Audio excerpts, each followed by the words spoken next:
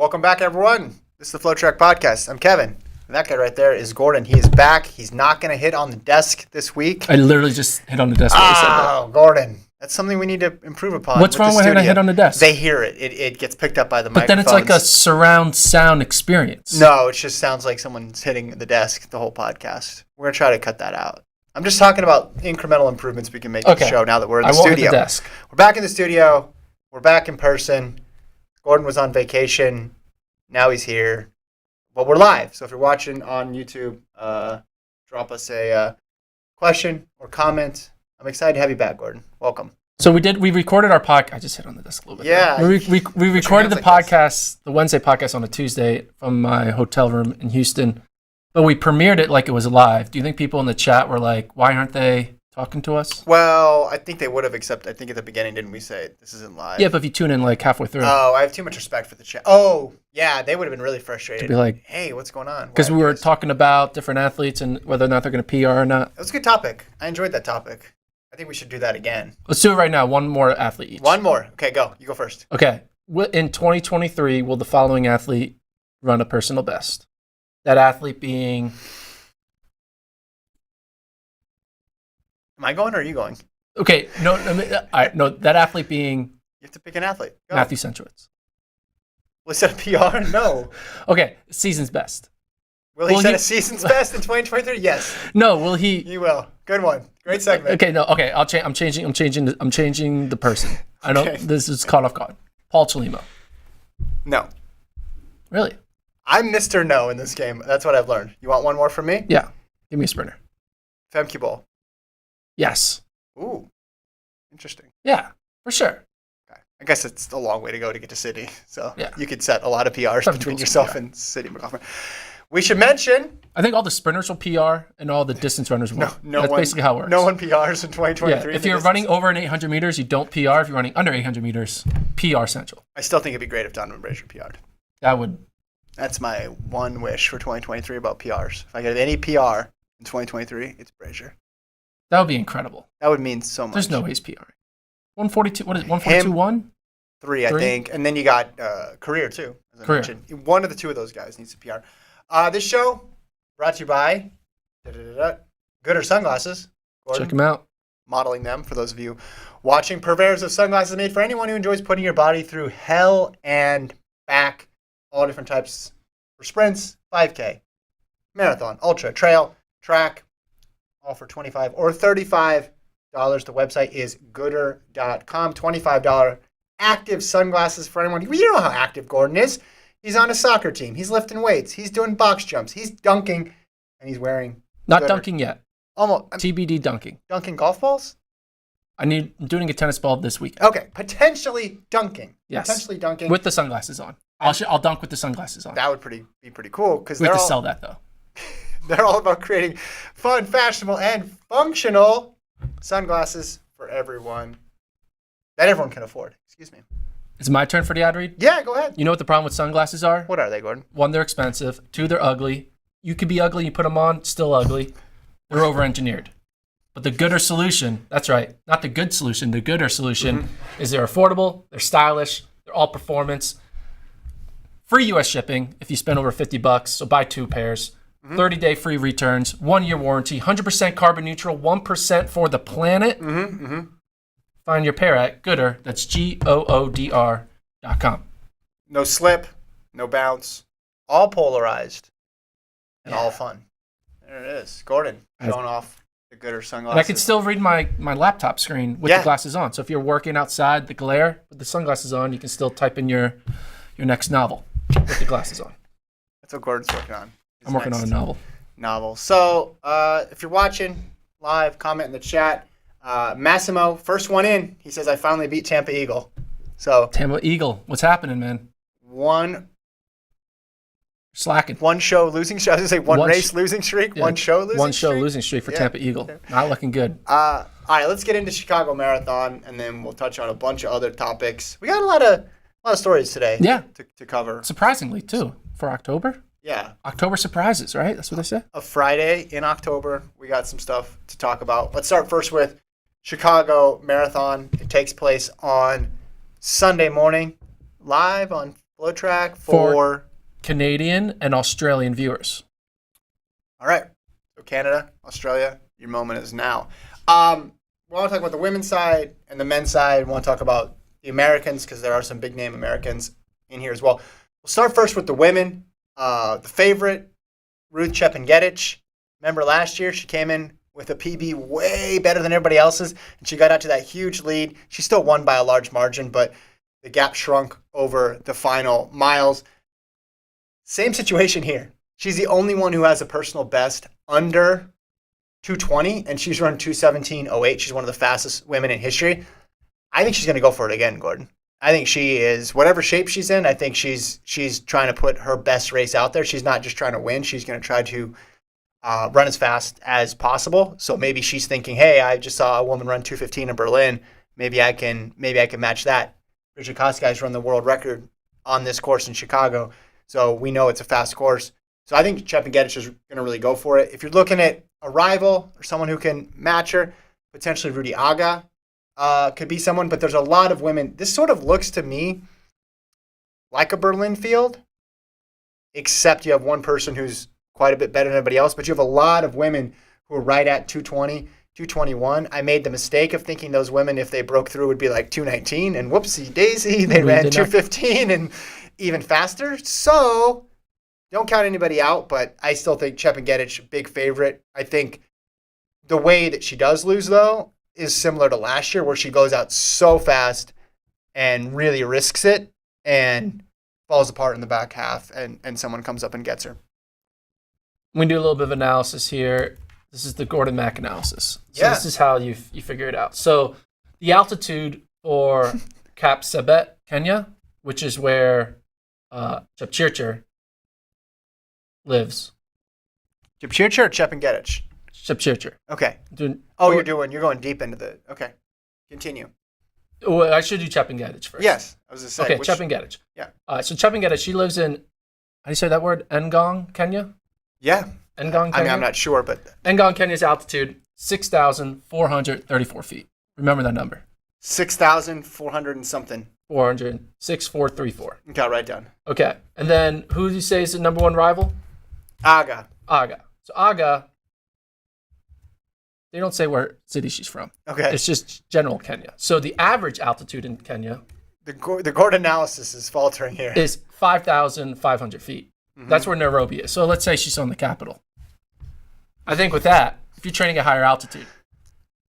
And as we know, everybody trains in the capital of their country. Like, yes. In the U.S., for example, all of the best runners are running in Washington, D.C. I mean, so Gordon's analysis... That's how it works. All right. So what I'm saying is, but 6'4" is higher than 5'5", so I'm going to go with... I'm going with Chepngetich, basically, is what I'm trying to say. Okay. She trains at higher altitude by about 1,000 feet. That's science. But she doesn't. We don't know that she trains at higher altitude because you don't know. We don't have a hometown for Aga. Don't put science into the conversation. In any way, you're the one putting science in, looking at altitude charts. I think you're right, though. Bad way to get to the correct answer. Exactly. I think Chepngetich is the favorite. Cliff in the chat says new world record alert for Chepngetich, 2:13.01. Holy moly. Massimo says Chepngetich, 2:16.15. Okay, but you did say, like, I think she's going to go for it, right? You think she's run 2:17 twice. Yeah. So I'll put if you truly think that's true, I'm going to put the over-under at 2:17.15. Yeah, I think she'll go faster. You think she's going to go faster? Do you think she'll run in the 2:16s? Yeah, can I hedge and say I think the winner's going to run that fast? Because before Berlin, I would have said nobody on this pack has a chance of dropping 10 minutes off their, not 10 minutes, but like 5 minutes off their PB. But now I do think it's possible. So, but Chepngetich would be the pick. I think she'll do it. So you think we're set up for a run of fast marathons? I think we're in the midst of it right now. I just don't know who to pick because you look at the rest of the roster, right? So Aga's run 2:20.40, right? Chepchirchir's run 2:20.10. Let's see, who else you have on here? Hailu Dese, 2:20.19. It's just like there's so many women. Vivian Kippa got 2:20.18. There's so many women who have run 2:20 low, and they've run about, I don't know, they're experienced enough marathoners to where you think they've kind of met their match, but or they've met their potential. But then you look at Asefa, it's like she ran 2:34 and had a 1:58.800. So I just think we have no clue where the big performance is going to come from, but I think somebody besides Chepngetich is going to run fast as well. I do like the idea that we might be in the 2022 might be the greatest women's marathoning year of all time. Yeah. Because right now, the number 3, 4, 8, 10, 17, 19, 20, and 21 performances were all run in 2022. Yeah. That's pretty good. The next best, how much time is it? 1, 2, 3, 4, 5, 6, 7, 8. 8 in the top 21. Yeah. It's 10 in the top 25. So let's go to top 25. 10 of the top 25 were all run in 2022. Yeah. That means 15 all of eternity, 10 this year. Yeah. I just hit the table, but it was for dramatic effect. I You're apologize. still about that. learning how to use this. So, if 10 of the 25 from 2022, do you think we're going to have more top 25 performances? Because right now, 25 time is 218, 18. You're saying we're going to throw in some more here. Wait, what's 25? What? 218, 18. Yeah, because guess what else hasn't happened yet? Valencia, where Goodr is going to run. There's going to be at least, I would guess, 2 women under that time, that 218 time. Okay, Valencia so then we get to 12 of 25. How many we can get here in Chicago? 1 at least. So we're over half. Over half of the top 25 performances will be this year. That's what I think we're heading towards. Pretty crazy, right? Seems kind of wild. Yeah. Well, At that pace, that means 2023, the other half will happen. That means all the top 25 will be. Well, no, some of them would push out the 2022 performance. Again, you're putting math into the conversation. I don't think we're going to bump it. You think we're going to bump out 214? You think we're going to bump out Bridget Kosgei? Yeah, we're going to have 25, 214. Yeah. I mentioned this on the recap podcast that you didn't watch because you weren't here. But, like, we are in this. We keep saying, oh, this marathon's crazy deep. This marathon's crazy deep. It takes, like, a 218 now. Like, at least it takes a sub 219 to get in the top 4 of most of these fast marathons. And that used to be a crazy standout performance. But now you look, like, every London is trending that way. Berlin was like that. Tokyo was super fast. And then we had, now we're going to have Chicago that's like that. So it feels like every flat big city marathon, there's enough women there who can run under 219. And if that's the case, then eventually, they're going to start crowding out all those old performances. It's wild. And we talk about these old performances. The old performances are from 2020, 2021, 2019, and 2017. It's not that old, yeah. Yeah, basically, it's just Paula Radcliffe and everyone in the past 5 years. Yep, that's 100% right. That is 100% right. Cliff in the chat, fun fact, Jordan Hasay beat Bridget Kosgei back in Boston. Sarah Hall has beaten Ruth Chepngetich, so maybe another U.S. female runner will beat one name you just mentioned. Well, let's go to the U.S. All right. Let's talk about the top U.S. entrant in this race, and it's an interesting one because it's someone who has a lot of potential, and I feel like she hasn't met all of her potential yet in the marathon. That's Emily Sisson. She'll be running her first marathon since she dropped out of the 2020 Olympic trials. Now, after that, she went on to go and make the Olympic team on the track. She's got that 2:23 time from London in 2019, but that seems like a bygone era, as you mentioned before. Like all the stuff that's happened in the women's marathon since that time. I mean, do you think sub 220 is like how big of I think everybody thinks Sisson's going to make a jump here. How big of a jump do you think she can make? So, according to our... Please don't use altitude to convert. I want your actual opinion. No, I'm going to use... The altitude of Providence, a colleague. Rhode Island? I'm going to use a colleague. Okay. Our boy John Galt from Let's Run. Yeah? He interviewed Emily Sisson's coach. What altitude does John live at? Boston, so it's like sea level. 0, okay. And Coach Ray Tracy told John Galt of Let's Run, workouts have gone a little bit better. She's had a lot more volume. With super shoes and the training behind her, I would think that's worth at least 3 minutes. Okay, but that's what her coach thinks. I'm asking, what does Gordon think? Well, I think what the coach thinks. Okay. I think that's the best source. All the time. I disagree with some coaches. 100% in line with No, in this situation, Ray Tracy, I go with him 3 minutes. So what she said her PR is? Well, that doesn't answer the question. She's going to miss it by 8 seconds. 2:23.08. Yeah, so she's going to run 2:20.08. 08. I think she can run faster than that. No, 2:20.08. There's 3 minutes.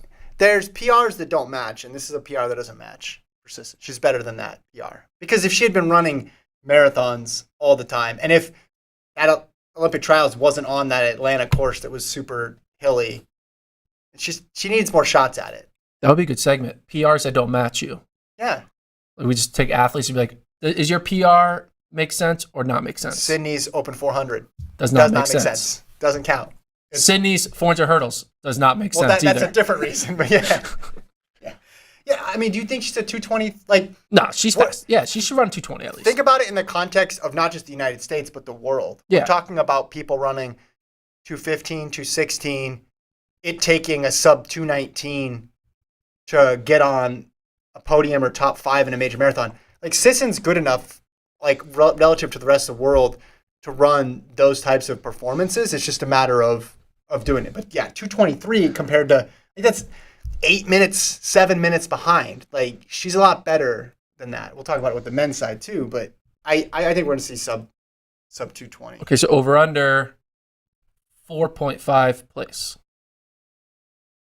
Under, yeah. She finished top 4? Yeah, because this is a little bit deeper than last year, but last year we had actually it's a lot deeper than last year. Because remember last year we it's had all Americans, yeah. Yeah, we had Chepangetich and all the Americans. This is deeper, but I think fourth. I'll have her for fourth. Fourth is an easy answer because it's not top 3, but it's good. So you figured out my hedge. It's like, just say they're fourth. It's a way to compliment and not believe totally. It's called the American picking hedge. That's what you do. Everyone finishes fourth. I always picked Meb for fourth. Yeah, but he got fourth a lot, so it worked. Massimo in the chat asked if she's raced this year. Yes, a couple times. She ran in, March 15K championships. This is Emily Sisson. She won them. May, U.S. half championships in Indy, 67-11. Then in June, she ran 2 road 10Ks, one in New York, one in Boston. And then on Labor Day, she ran New Haven 20K. She lost to Kira D'Amato, but ran 64-35. Kira's good, though. In a 20K. Kira's, yeah. So, and listen, the tune-up races never really mean anything for a marathon. Sometimes they're good, and then they're too good because it's like, yeah, you ran your race in that 20K or in that half marathon. But I just think Sisson is due for a big marathon. I think this course suits her a lot better than what happened in Atlanta. This is only the 3rd marathon she started. That was her trials was her 2nd marathon she started. It was London in the day, and it was like, oh, that's your debut. Cool, yeah. Like you're getting used to it. Big race. Then it was Atlanta where you're racing for Olympic spots, and it was windy and hilly and a tough race. And then now you're doing Chicago, and they've all been spread out.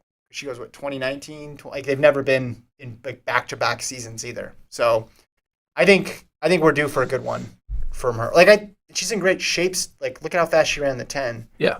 During the Olympic year. Boston altitude 141 feet. So. Okay, Providence altitude. Oh, Providence, that's where she trains? So she trains in Boston. No, that was John we were talking about. Providence altitude 10 feet. Okay. So she's like almost underwater. But she'll have to make up for it just with raw speed. Yeah, so she's going to feel like at altitude at Chicago. She's going from 10 feet. What's Chicago altitude? Well, that's right. At least 20.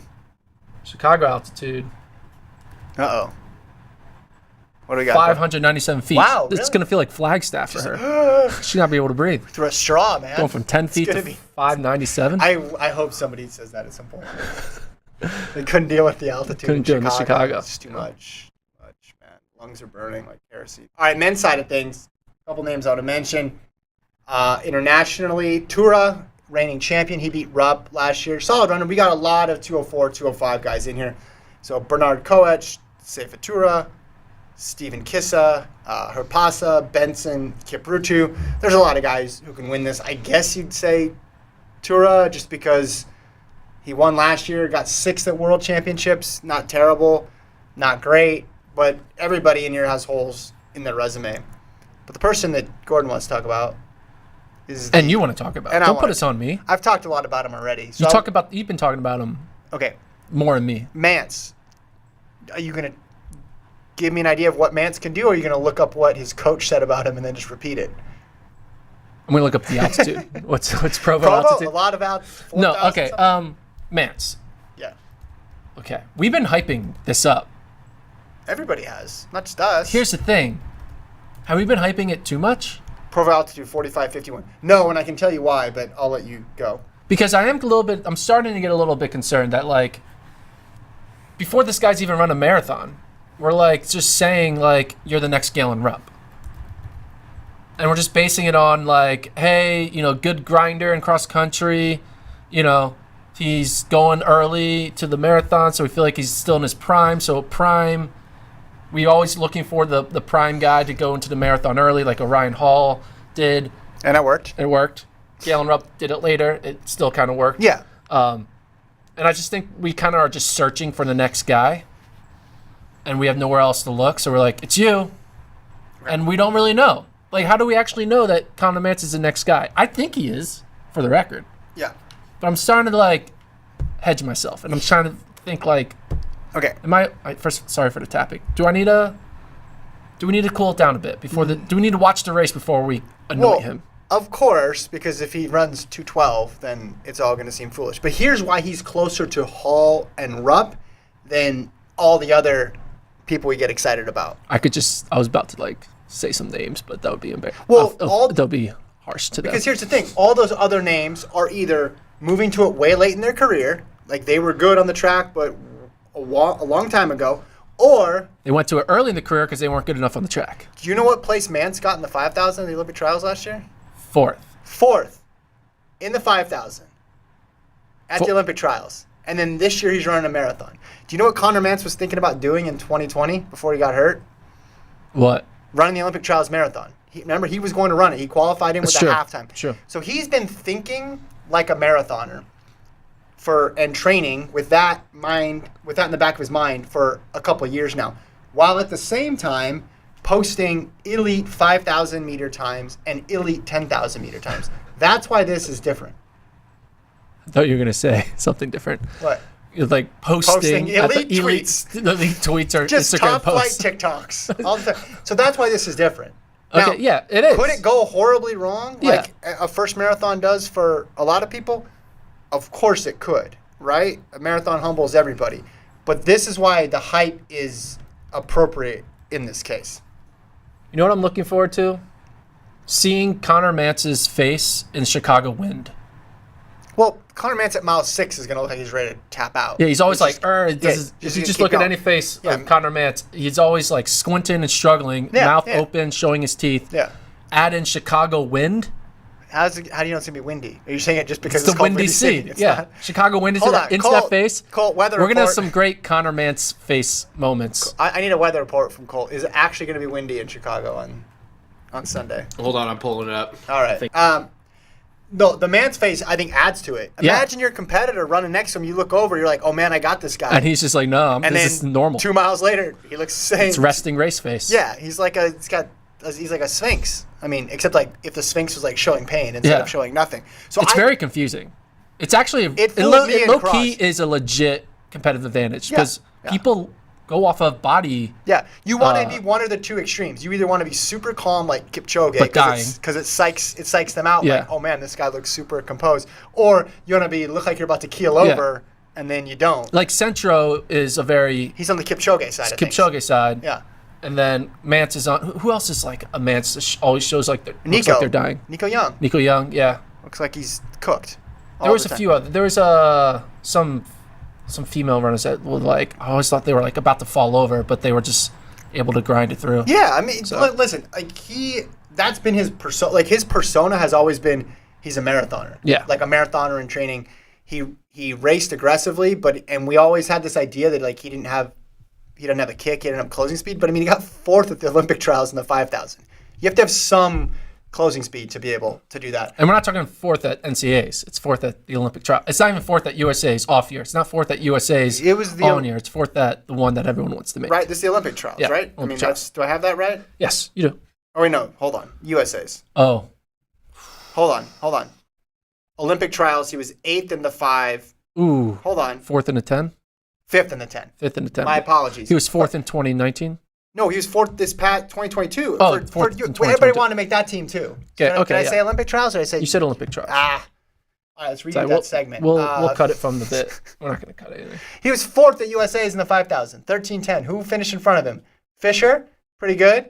I think so. Kincaid? Pretty good. Nur. Right? Pretty good. Yeah. So, I don't know, man. Like, that tells me he's not just a guy who's going to the marathon because he didn't have leg speed. Okay, so you're getting me back on the horse. I was already on the horse, Yeah. but I was just like kind of trying to fall off the horse. But now I'm like restabling myself onto the Conor Mantz the guy horse. What does the guy run? He runs. Well, someone in the chat before asked, does he beat career's time of U.S. debut, which that's a great stat. It's cool that we have that as a stat, which was 2:07:56. Yeah, he's going sub. I'm big on Mantz here. He's going sub 27. Sub 27. Sub 2:07:30. Sub 2:07:30. Sub 2:07:30. Assuming the weather is good. Colt, weather report, please. All right, guys. It looks chilly. I mean, that's Chicago, though. You know, Good 10 mile per hour wind. That's not that bad. I think it's usually way worse, right, in Chicago? I guess so. I think that's marketing on their standpoint. That's a bad marketing scheme, right? Why would you want to promote like a shitty weather experience? Well, I saw shouldn't be Chicago the sunny city. A lot of other cities actually, have more guys, wind. it's because the politicians are windy. They're gas bags in Oh yeah, Chicago. I saw that too. Yeah, they're full of it. Oh, so it has nothing to do with the weather? Is it both? What's the actual? I don't know. We don't need to talk about this on the pod, but well, we're talking about Chicago Marathon. We should talk about why it's called the Windy City. Let's talk about Chicago politics. Do you know why Philadelphia is called the city of brotherly love? Why? I'm not going to tell you. Okay. Here's the people he beat in the 5,000. I'm really going back to this stat. Emmanuel Bohr, Sean McGorty, Thomas Ratcliffe, Nico Young, Morgan Beadlescombe, Dylan Maggard, Paul Chalimo, Cole Sprout, Eduardo Herrera. I mean, some good guys in there, right? Like he in the 5,000, and now he's going like he could, like theoretically, be in the mix of the 5,000 team again. There's no one there who you're like, oh, they're definitely going to jump over Mantz next year. Paul Chalimo is definitely going to jump over him. You think? Definitely? Yeah. Okay. So that puts him 5th. That's still pretty good. It's still pretty good, which is what he got at the trials. Right. And he was in the mix in the 10 too. What do you think? What's your pick? You got to have a pick. 2:07:30 seems fast. It is, but we're in a new world, man. This guy's ready for it. I'm going to go 2:07:59. So he was 5th in the 10,000, by the way, not the 5,000. Okay. At the Olympic Trials. The amount of times we talked about Conor Mantz's like places at the 5 and 10 in the past my point 6 is USA they're championships fast. has been a lot. I think he's going to run 27. You're doing what I'm doing 2:07:59. It's because we're in person. Okay, but he's 25 years old already. But that's a legitimate factor to think about here, right? And we're talking about major marathons where people are running 2:03s, 2:04. Like, he needs to be sort of that quick now if he's going to be where I'm assuming he wants to be in the next 5 years. If he wants to be competing for podiums like Rupp was, like Meb was, in this era, you have to be that fast. Like, that's kind of the slowest you can be. So he needs to hit that mark and then improve from there. We wouldn't pick a 2:07 runner in today's marathon era to win any other major marathon or even get a top 3. You might get one because of circumstances, but there's going to be people with much better credentials throughout his whole career. So if you think he runs sub 2:07:30, what's going to be his career PB? I mean, I think we're looking at a guy who could run 2:05, certainly. But is it a woe? Talking about putting a lot of things. Should it be a woe? I mean, we know, Ryan Hall. Like, why can't he be as good as Ryan Hall was? I mean, he can. I don't disagree with you. I do think he is the guy. I'm on that horse. Hall was 2:0. I'm just nervous. Well, Hall had the Boston one, 2:04:58, but then 2:06:17. That was his fastest in a non-Boston race. So I'm saying he can run 2:05. Like, that shouldn't be crazy. He won 2 cross-country titles. Again, he was 4th at USA's in the 5,000. Hold on. He won 2 cross-country titles? Is why he's going to run 2:05 in a marathon? No, I'm comparing his resume to Ryan Hall. Oh, okay. And like people win cross-country races all the time, bro. Yeah, well. They don't run 2:05 marathons. No, but I'm saying, like, there's no reason why we have Hall, I think, on a pedestal, right? Yes. So because of, the legendary high school career, going into college and then going into the professional ranks, and he obviously was like out there kind of by himself at that point. Yeah. Like in the mix all those years. Meb was there as well too.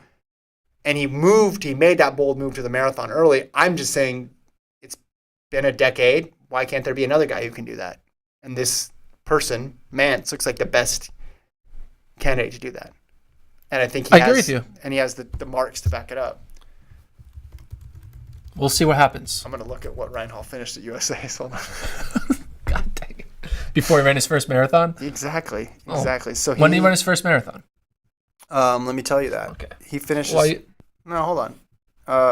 2007. What was the altitude of what was the USA's? altitude? London was the first marathon. So 2007. Let's go back to 2007. Ryan Hall.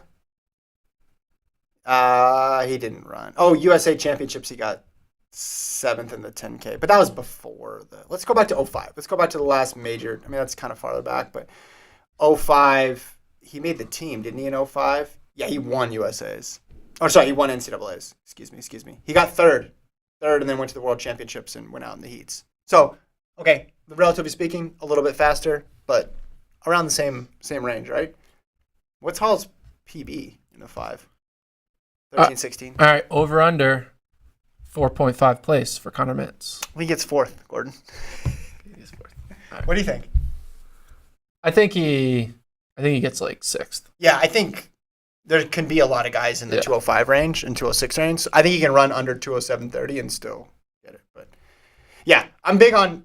I mean, you can roast me on Monday as being the Connor Mantz guy if this doesn't work out, but I would put a lot of money on it at this point. Cliff says Benson Kiprutu has beat Kipchoge in London, so I bet on Benson Kiprutu. That'd be a good strategy. Just always pick the guy who beat Kipchoge. But there were 7 guys who beat him. I kind of wish Kipchoge, if going back in time, only lost to 1 guy in that race.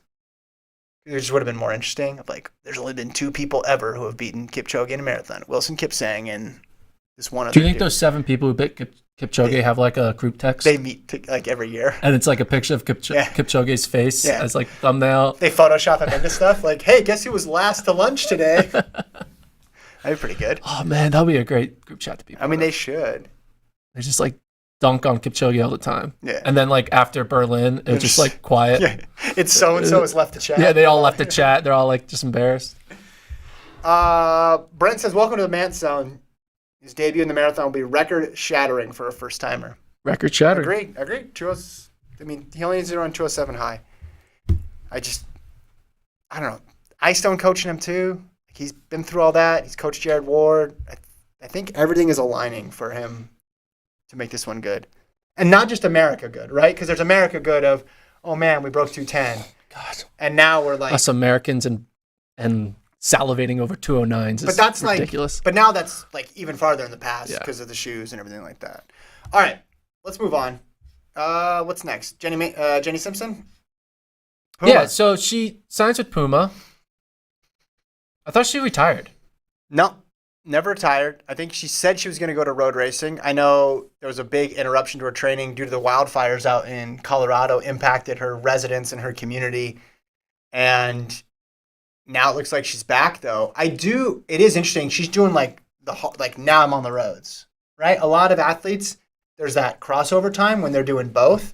And she decided to go hard into the roads. It corresponds with the new sponsor there in Puma. Like, she never ran, like, there was never a big, like, a season where, like, I'm going to try to make the 10,000 meter team on the track. Like, that never happened. It went from pretty much just the 15 all the way to now she's going to the roads. I saw Nick Ziccardi asked her, hey, does that mean you're going to do a marathon? And she didn't answer directly. I think she thought, just kind of see how the races go and see where it leads. But if you're going to the roads, there's really one race that matters on the roads. Other than turkey trots. There's 2 races that matters: turkey trots and marathons. Right? Yeah, those are the only 2. And it's kind of like close. It's like they're in a tier together. It's 1A, 1B. Depends which turkey trot. And then everything else. Like, if you get a turkey for winning, that's pretty cool. If you have an awesome shirt, that's cool. But I just don't. I have a hard time believing it's like the whole career is going to be on running like the US 20K championship and half marathons. It's like it's hard to resist the call of the marathon once you get onto the roads, I think. Do you think she's going to be... But she's a miler. Do you think she's going to be a relevant elite at this level? Or do you think it's going to be more of a name person where she's there, she's competing, she's finishing, In the marathon or in road stuff? Road races. She's finishing 6th to 10th in every race, but she's not out there like dominating people the way like Molly Huddle was on the road circuit like 5 years ago. Well, I think Molly Huddle went earlier in her career to the roads. I think if she's 36. Simpson? Yeah. I think if she does shorter stuff, she can dominate. Like, why would she? What's the argument for why she wouldn't be good at a road 10K? Okay, but here's the thing. Or a road 10 mile. All right. Now, but the here's the marathon. thing. Are you talking about the marathon? Are you talking about road? She has been at the top. She's dominated the track. She's made multiple world teams. She's been one of the greatest milers in U.S. history. Yeah. Representing Team USA. It seems kind of weird to be like, I'm winning the Minneapolis 10K, the Grand Rapids River 6.8K. Well, like, so what are you saying? Are we doing? You're saying she's going to run the marathon. Is that what you're asking? No, it because just you're seems, saying it seems kind of, how are you going to, just as like an athlete and as a fan, like, are we supposed to be like, whoa, you just won the Sacramento 2-miler. Careful. I got in-laws there. You know what I mean? Like, oh, whoa, you just won the... 2-miler? You said the 2-miler? Oh, you just won the... That's a bad fake race. Hillsboro 12K. And now you're just taking shots at suburban Portland, too? Oh, you just won the, Bala Kinwald 10K. Yeah. Or, hey, you just won the... Okay, what's... El Paso... So what are you asking? You asked me, is she going to dominate... 4K. Road... Okay. Stop naming cities. In random distances? Yeah. Actually, it wasn't a 4K. It was a 4-miler at El Paso. So what are you asking me? Is she going to dominate the races that you named? Is she more running just to represent Puma, or is she running to like dominate, like to like this, like? I think. What sport is she in? Because there's no such thing as like, I don't know. No. But do you know what I'm trying to say? No, you're making a stupid point. But no, this is what it's. This is like. It would be like LeBron James. I knew you were gonna say LeBron. Whenever you pause like that, it would be like the person that gets named is LeBron James. It'd be like LeBron James winning the what's the Big 3 league? Or doing the 3-on-3 hoops. Yeah, 3-on-3 hoops. Like, what are we doing? No. Because there's good competition on the roads. I think she could be solid in the half marathon, right? And they're big. Don't you think they're big half marathons? Yeah. What if she goes? There's a half marathon world championship. Yeah. Yeah. So that would be cool. Yeah, I think she's gonna go for it. But she was asking about marathons and she hedged. She's like, I don't know. Well, so here's you the either thing. know or you don't know. Well, I think she can go.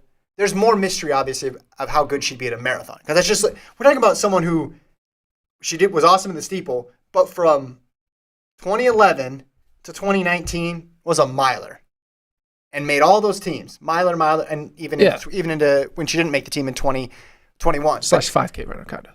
No, but she was a miler. Yeah, let's be honest, she was a miler. So 10 years of being a miler, am I guaranteeing that you're going to be awesome at a 26.2 mile race? No, but half 10K, I think there's no reason why she wouldn't be good, why she wouldn't have several years of being good. And we got someone in the chat here. Adam mentioned Peachtree, Bloomsday, more cities, Falmouth, Boulder, Crim, Bix. Like there's big name road races that are better than a lot of track races, if we're being honest, because they pull in international fields. So, but I think what you're trying to say is... I'm saying if she's out there winning a 5K on the road, and meanwhile we're seeing someone like Krisha Schweizer run 14:20, it seems kind of like, hey, I ran 14:55 and won my road 5K the same weekend that Krisha Schweizer wins 14:20. Who's the best 5K runner in the U.S.? No, I don't think she's going to be in the shadow circuit of like, I'm going to do the exact distance you're doing, but on a road instead of a track. I think she's going to go to longer distances. Yeah. But there's a big difference between 12K and a marathon. Exactly. Yeah. And that's why I don't know where she's going to fit in. She's going to have to see what sort of, like how her body responds to the training. I think a better question that you should be asking, or a better way to frame what you were trying to say is, what's her goal? Yeah. What's her goal? Because if you told me, hey, Jenny Simpson's goal is to break the American record in the half marathon, like I'm in. That's a goal. Yeah, that's cool. And I or to make the world championship team in the half marathon. Yeah, that's a goal. Yeah, and I want to watch that. Yeah. Right? Maybe I want to medal at the World Half Championships. Is that different in scope than a world championship medal on the track? Yeah, absolutely. But it's at least a goal. I'm just saying, all of that road stuff, it's awesome, but it's always secondary to the marathon, right? Like Jeffrey Kamworor was great, won all those world half titles, right? But I think people didn't really fully appreciate his greatness until he did it in a marathon, right? You're kind of a tweener until you can succeed in the marathon, or you go back to the track. Yeah, I don't know where the goal is. It's just like it's kind of hard Well, to we'll like. find out. I don't know. I don't think we will. It should be a secret goal the whole It's gonna time. be a secret goal. It's written down. Yeah, All right. quiet goal. Any questions in the chat? Let's see. Okay. Yeah, Adam points out Acefa was an 800-meter runner and ran a crazy fast time. Yes, but that's a little different than Simpson being on the track for like 15 years and then moving over at this stage in her career. What's next? Oh, do you want to talk about... Oh, my favorite thing. No, let's not talk about cross-country rankings yet. Let's talk about... Okay. You're talking about Ocho Cinco, right? Did that happen? He challenged everybody to a race. 2:30. Okay, so we have a timeline of events. So Chad Johnson, formerly known as Ocho Cinco, still known as Ocho Cinco? Is he Not back? sure. No, I think he's still Ocho. So he tweeted out I don't know. yesterday, any track athletes on LSU campus that want to race tomorrow, please see me. 100, 200, or 400 meters, 5K for anybody who can beat me. I don't care what your resume look like. I'm Ocho, trademark. Mm-hmm. Okay, then RG3, now the media commentator RG3, said this is your moment at Sean Burrell, who is 400-meter hurdle champion at LSU, still in school. Ocho Cinco was like, all right, moment to lose. Once I open after 20 meters, it is a wrap. When is he going to Shush open? face. So he's saying he's going to get 20 meters, like after 20 meters, Sean Burrell ain't going to be able to handle. How old is Chad Johnson? Oh. He's in his 40s. He's got to be. Yeah. Right? This is going to end with some hamstring. So then RG3's like, dude. 44. He's 44. RG3's like, you got to be kidding me. Laughing emojis. I know you are Ocho, but Sean Burrell is a two-time national champion, 400-meter hurdler. I like how he capitalized national champion and hurdler. Track speed hit Twitter different. Sometimes it auto caps things. Track speed hit different. Yeah. And then Sean Burrell Is he- enters the chat. We'll be on the track at 2:30. Nice. Bring your spikes. Okay, good. I'm glad he said that. I was going to be disappointed if he was like, I'm out of town. So 2:30. That's Eastern time, 18 right? minutes from now. Should we just stay live and just see what happens? Listen, I can tell you what's going to happen. What did he challenge? 1, 2, 4, 5K? Just any runner. He's challenging probably in a 40-yard dash. Okay, well, all those things he listed, Burrell beats him. Yeah. Burrell But they're beats not going to race that. They're going to race a 40. He just was a 100-meter runner or a 5K runner. I'll race you. Oh. I don't think they're racing that distance. Okay, I think he just wants to. Let me help out. He's going to run a anybody who's 40 gonna go against by. these people probably. Yeah, if you're a 5K runner, don't take Ocho up No, on you'll it. get Every smoked. other one, you'll be fine. Yeah. He's 44. Burrell in a walk. I'm confident about this. It's only 40 yards though. I don't care. Burrell's going to beat him. He's 44. Ocho Cinco's 44. How old is Kipchoge? 37? Dude, what if Kipchoge is just running through Baton Rouge? Say, hey, oh, hey, I'm in. oh, come on, man. Kipchoge just bust out a sneaky 4.8 in the 40. Okay, so 2 questions. Mm. First question, will it happen? Will the race happen? Yeah. Second question, so Chad Johnson's 40 from 40 years ago. What year was that? 4.57 when he was probably 18, I so mean, 20 I years think ago. Burrell could run that now. Yeah. So prime Ocho is. Is Burrell a good 100-meter runner, though? I mean, What's I Burrell's- don't. It doesn't matter. I've seen enough on the shorter stuff. What's Burrell's? He has a last name of a great 100-meter runner. Has he been? Have you ever? I don't think he's ever run the 100. Doesn't matter. I mean, I think if you're Burrell, you're trying to get him to at least run 100 against you. yeah. But do you think Burrell appreciates RG3 throwing his like everybody on the roster? He's just like, because he's a 400 hurdler, he gets tossed into this. Okay, so his 100-meter dash PB is 10.8. Well, that's from high school. He's fine. It's from 2019. He's fine. Yeah, but he hasn't run it since. Okay, but so he- maybe he was like, all right, it's 200-meter PB is 20.7. Yeah, he's fine. No, I know he's fine, but I'm just trying to like. So he's 40 yards is not that far, so like something weird could happen. You could stutter step. You could like trip out after the 20 timing. after 20 yards when he's going to open up. That's that. true. Yeah. Just, No, Burrell is a freak of an athlete. He's run 47 seconds in a 400 hurdle. Yeah, So yeah. yeah, it's it's a wrap. a wrap. But it would be fun though if Burrell's like, all right, I'm gonna up the ante. Not only will I beat you, I'm gonna put hurdles in the way, and I'll still beat you. Okay, no, that wouldn't work. But Adam That would work. Adam asked a good question. Is Mondo in town? Ooh, that would be fun. That- Mondo would beat him, That is what. and he'll do it holding a pole. Here, pull the tweet up from our account. Tag Mondo on it because he's got to be there training, right? Okay, I'll tag Mondo. Yeah, say like, "Hey, Mondo, you in town? Or is Mondo around?" Mondo would beat him in a 40. Don't you think? Yeah. Fine. Oh, I'm doing this tweet. Hold on, we gotta find this tweet. Gordon's learning how to tweet. Yeah, where is this? Dude, Chad Ocho Cinco He tweets a lot, bro. Oh my goodness. He did this tweet yesterday, and it's like showing photos of people eating McDonald's. The link's on the rundown, tagging him. Dude, you put the link on a rundown. Oh, I did. That's just the better way to do it. Yeah. Let's get Mondo. Mondo's got like 10 minutes to get over there. Okay, all right. I'm quote tweeting it. Maybe he's like in the locker room or something like that. Hey, Mondo. There you go. You available? There you go. Good tweet. Send. How do you spell available? A-V-A-I. Wait, did you say how do you spell it? A-V-A-able? A-V-A-able. A-V-A-able. Hey, Mondo. You available? Question mark. We'll see what happens. Yeah, hopefully we made something happen here. All right, it's time. Cross country rankings. Oh, that's part of the podcast. Hit it. So we had a big meet last week that you recapped. Thank you so much for that. Men's and women's races at Joe Piani. We also had Paul Short at Lehigh University. Don't sleep on that one. Don't sleep on that one. There was North Carolina was there. Georgetown was there. So we updated the team rankings. And so what are we going to do here? On the men's side, nothing really changed. Top 6 all stayed the same. I moved Notre Dame up a bit to the top 7. So team side, on the men's side, really nothing. I put Villanova in the top 10 because they ran really well at Paul Short. Of course. Tennessee moved up a bit. North Carolina moved up a bit. So a couple people moved up a bit. But at the end of the day, the rankings on the men's side are pretty much static.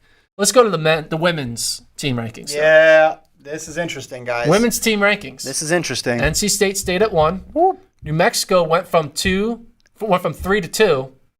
Alabama is now 3rd. They went from 7 to 3rd. Oklahoma State dropped down to 4. NAU dropped down to 5. Georgetown women moved all the way up to 7. But now my big 4 are NC State, New Mexico, Alabama, Oklahoma State. So how many can win it? Is it just one? Just one. Okay. So ultimately 2, 3, and 4, it's just podium spots. Yeah. You're not talking about contenders. Do you want to see how good NC State is? Look at my individual rankings. I know, but I have an issue with this. Pull up the individual ones, Colt. What was Camille last week? Was she 4 last week? Yeah. Okay, because she didn't run and you have her in 4. I thought she moved up because she didn't run. No, she's there. So she's just staying at 4 until she runs? Yeah, so let's do control F NC State. Colt, we're gonna put us. I'm not. Oh, you can't put us on the screen, can you? Yeah, you can. No, it's not. We're not. The people are seeing us right now. They're not seeing his screen. Oh, well, can he pull it up? You can do assets. Yeah, but I think he screen records it and then he puts it up. That's what happens. But yeah, check this out. Okay, so Doubting Colt, man. Caitlin Tui, we have NC State at 1, 4. Let's keep scrolling. Keep going fast to the NC State. 1, 4, 10, 13, and then keep going. 21. So their 5th is at 21. Their 5th, Marley Starlipper, is 21st in my rankings. I mean, that's aggressive. I don't know if they're going to be able to be that good, but we haven't seen Camille at all, right? No. Yeah. But also the problem for the That's opponents, all-time though, greatness. The problem for the team, though, is like 6 and 7 can't be much farther behind either. Well, 6, I think, is in the 50s or 60s. But, like, their 5th can run with, or their 6th can run with Starlipper, right? Yeah. Like, they can be at that level. Yeah, it's sort of like, 2015 New Mexico? Yeah, that's what it's feeling like. Maybe. Like, that team was amazing. If this team were to lose, It'd be a big upset. it would be huge. Yeah, they're 5th and they're 6 and 7. Savannah Shaw is 58, And or then 65. Didn't Corzo, like, run with, like, she can run with that like, top group, too. So Now, all these rankings are going to mean absolutely nothing after Nuttycombe because once Nuttycombe comes into the picture, yeah. I ignore what you did at the 2020 National Championships. I have always said that's when you should ignore what happens at the 2020 National Championship. And I think I'm going to start ignoring track times, too. 2020. Because right now I'm including track times in your ranking. Because, it means something.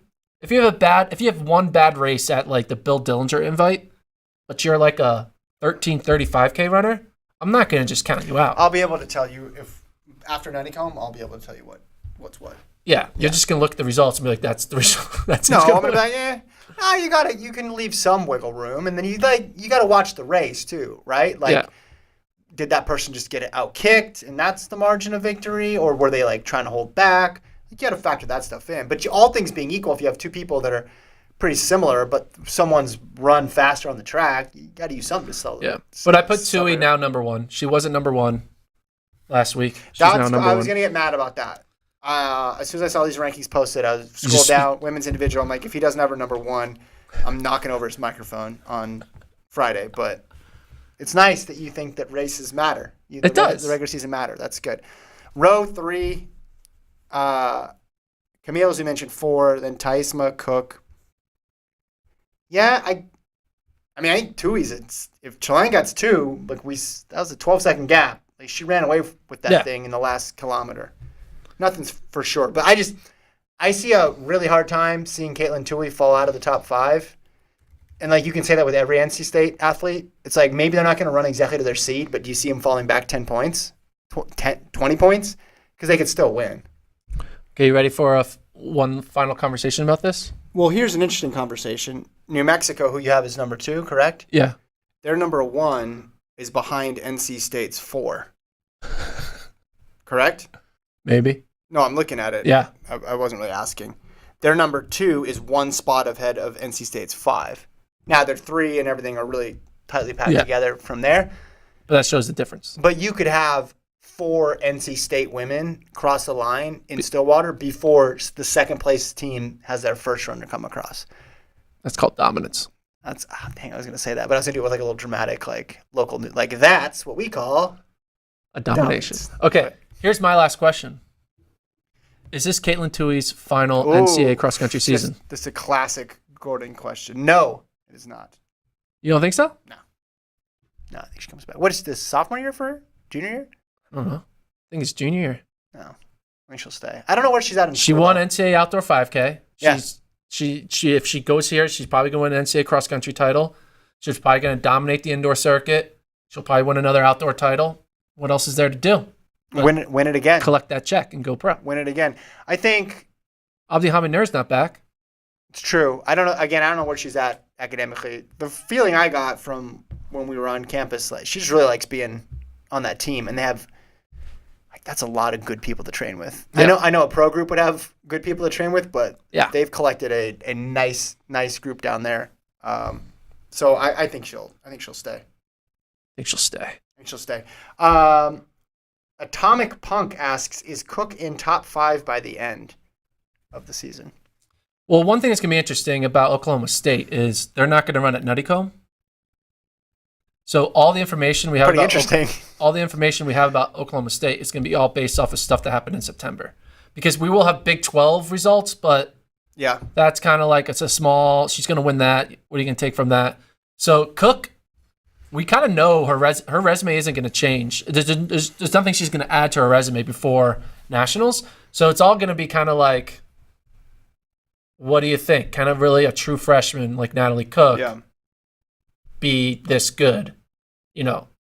I think you probably could take Cook over Tamisma because I could see that. Cook over Camille, yeah, probably. Cook over Rowe, maybe because, teammate, whatever, you can look at them as equal. They train together. Cook over Chilangat, that's kind of hard to envision. And then Cook over Tui, hell no. So hold on, going back to something here. You got Taisma 5th. Yeah. Where'd she finish at Notre Dame? This is a good moment when you're gonna knock over my head, my microphone. Yeah, hold on a second. I'm pulling up the results because I seem to remember talking about this race. Yeah. Well, she wasn't even their second runner. No, she wasn't. She got 15th. Yeah, I know. Interesting. Yeah. I mean, she looks like she was up with the leaders, and then she lost 8 places in the last. Yeah, she got 15 kilometer. But you know what she also did? In Stillwater, she finished 3rd in 2021 on March 15th. 2021, March 5th. So a year and a half ago? In Stillwater. That course. She finished third. So you like the people who ran well in that course. But here's the thing. That result gets removed from my brain after Nuttycombe. So her ranking, if she doesn't run well at Nuttycombe. Why does it get removed? Because it's too far away. Okay, so now it matters. Now it matters. But next week, no. Next week it disappears. Gotcha. There's got to be a cutoff. There's a deadline. Like we just update, I got to take it into consideration because not everyone has the opportunity to go to Notre Dame or go to Oklahoma. I think you should keep it. If it matters now, it should matter. It matters for early season rankings. It doesn't matter for mid-season and end of season. But you were rankings. very specific about it. You said because it's Stillwater, it should matter. So yeah, why for would preseason. you take it away right? Because we're still in preseason mode. Okay, so you're basically giving her one more chance to prove me wrong. Gotcha. And that one more chance would be Nuttycombe, which she's not running at, so she's probably going to drop. Okay. I just think Alabama has another really good runner up there, Olamomoy. Yeah. Where do you have her? Like you could put her, I think, in the top 10. Alabama's interesting. They only got 4 though. They got a fifth who's a transfer, but their fifth is going to finish like in the hundreds. It's tough too. You're going against the NC State team. Alabama can podium though, for sure. Well, yeah. We talk about winning though. Not only no one's winning. Not only do you need a 5, you need a top 4. No one's winning. No. I think NC State will win if you take off their. I think NC State will win with their 3, 4, 5, 6, 7 runner. Yeah, it's a NAU type situation, or New Mexico, like 2015. Yeah. Brent says Nuttycombe doesn't matter. Good coaches will sandbag that race as well. Nothing matters. Come on, man. We need something to matter. For Gordon, Nuttycombe matters. It will matter. You've always said that matters. All right. Well, the email address, FloTrackPodcast@gmail.com. We got an email here from Matt. Hi, Kevin and Gordon. Did you see the recent interview with Kipchoge done by a Chinese media outlet? In the back half of the interview, Kipchoge is asked specific questions about Chinese runners training in Kenya. He's also asked to send a message to his fans in China. Kipchoge then elaborates on the China-Kenya running relationship. This leads me to believe he has a deep relationship with China. I wonder if he would be compelled to run a Chinese marathon before New York or Boston. Elite runners have shown they're not as predictable as they seem. Kipchoge's motivation and obligations may lead him elsewhere before racing in America, if at all. Thanks, guys. Love the show. Thank you for writing in. I think, as I said before, post-Berlin, with all the, and post-London, with all the elite runner future plans, like you always got to take it with a grain of salt, especially when they're being interviewed by somebody who's a representative of a race or asking specific questions about, are you going to run in this country or that country? Because we've been around these interviews. Like we've been in interview areas where these athletes get thrown this question. How often are they like, no, not going there. Ireland? Never in 100 years. They're always diplomatic about it. Oh, I'd love to be back. Oh, I'd love to race there. And again, that's kind of part of the business of this. I just keep in mind that also putting aside all these major events that have been canceled in China, like putting that aside, I think he's going to stick to one of the marathon majors, or he's going to do something out of the box, like another Ineos thing. But in my mind, that would probably take place in Europe because that's where the last 2 events like that have taken place. So I'm looking, or maybe I'll do something in Kenya. So I'm looking, yeah, that's what I was going to say. I'm looking at all the places he's run a marathon in. Obviously, he's run in Europe a bunch. He's only run in North America once, which was Chicago. Yep. He's run in South America, Rio. Yes. He's run in Asia twice, Tokyo and Sapporo. Yes. Yep. So, you're thinking he's checking off the continental bucket list? Continental. So we have in Australia. Yeah. We need in Africa. Yeah. Antarctica. Do the whole Ryan Hall thing, 7 marathons in 7 continents in 7 days. Well, Africa, he's got to run a marathon in Kenya. Well, he's done track races there in Africa. That doesn't count. He should run a marathon in Kenya. That would be cool. What's like the most popular Kenyan marathon? You're adding races to his list. Him running a Kenyan marathon, think about the amount of people would show up to watch Kipchoge run a freaking marathon in Kenya. Yeah. Like the streets would be a parade. The altitude though, you mentioned. And then he could break the world record altitude marathon. Yeah. What is that? Interesting. You know? I like it. That would be cool. You would watch that. Yeah, well, I mean, The like fanfare. I would watch everything. This entire country just like. That would be more. That would be more. Must see, in person for. Kenyans than it would be seeing him run at Berlin again or whatever. All right, in 2006, Hosea Kiprop Rotich ran 2:10.17 in Nairobi. Yeah, so That's the fastest time in Nairobi. I don't know if there's another spot where they would run a marathon. Yeah. I'm thinking of biggest cities in Kenya. Let me see. We just did this already, remember? In Kenya? We talked about the Kenyan altitudes and the Well, cities. not the altitude. Yeah, well, were really bad at. Oh, Eldoret. I should look at Eldoret. I mean, that's up there though too. Eldoret. That's what he should do. He should go to Kenya and run a marathon there from his home people. Okay, add it to the list. So he has Boston, New York, Kenya, Australia, Antarctica. That's 5. Oh, and then also a boat. Maybe the boat is the Antarctica. Dude, do you know whose fault it is that he's not going to do the boat marathon? Whose?